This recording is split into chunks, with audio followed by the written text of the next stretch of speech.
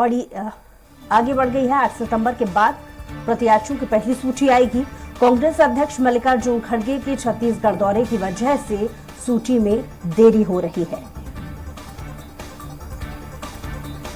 तो 8 सितंबर के बाद प्रत्याशियों की पहली सूची आएगी। पार्टी अध्यक्ष खड़गे छत्तीसगढ़ दौरे की वजह से सूची में देरी आ रही है।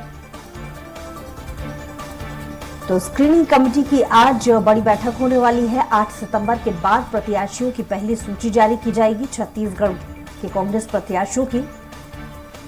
और हेमंत शर्मा हमारे साथ लाइव जुड़ गए हैं। हेमंत, कांग्रेस में मंथन का दौर लगातार जारी है। प्रत्याशियों की सूची को लेकर अब थोड़ा सा तारीख में विलंब है, क्या इससे जुड़े अपडेट आपके पास? देखिए बुसरा, पहले 6 सितंबर तक कांग्रेस की पहली लिस्ट आने वाली थी, लेकिन जिस तरीके से 8 सितंबर को पार्टी के राष्ट्रीय अध्यक्ष मल्लिकार्जुन खड़गे का राजनांदगांव दौरा होने जा रहा है, वहां पर एक आम सभा को वो संबोधित करेंगे, इसलिए इस लिस्ट में देरी हो रही है।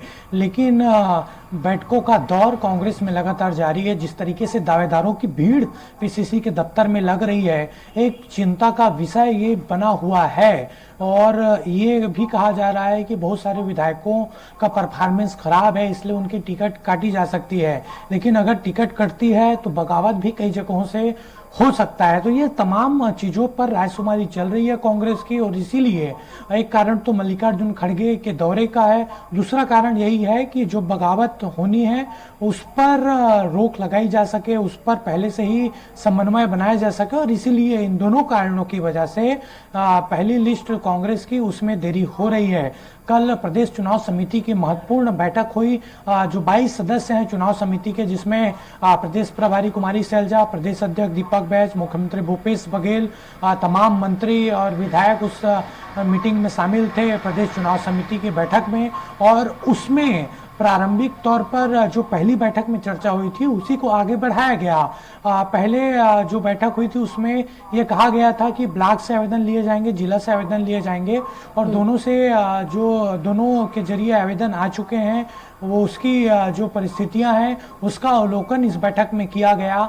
और कई जगहों से ये खबरें निकलकर सामने आई हैं कि जिला अध्यक्षों ने एक ही पैनल का नाम भेजा है, जबकि खासतौर पर जो पीसीसी के प्रभारी हैं सैलजा, उन्होंने ये कहा था कि कम से कम 3 या 5 नामों का पैनल बनाकर आपको भेजना होगा। लेकिन कई जगह ऐसे दबाव जिला अध्यक्ष को आए जहां पर सिंगल नाम का पैनल बनाकर भेजा गया है।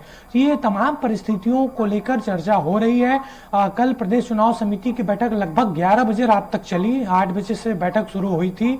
लेकिन आज स्क्रीनिंग कमेटी की बैठक होनी थी, लेकिन उस स्क्रीनिंग कमेटी की बैठक को आगे बढ़ा दिया गया है। आज फिर से मुख्यमंत्री निवास में प्रदेश चुनाव समिति की बैठक होगी। चूंकि मुख्यमंत्री भूपेश बघेल की तबीयत थोड़ी ठीक नहीं है, इसलिए बैठक मुख्यमंत्री निवास में होगी।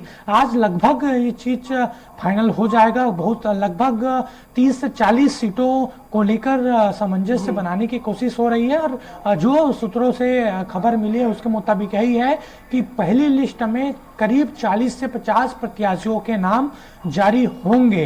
बीजेपी ने पहले ही अपने प्रत्याशियों की घोषणा कर दी है।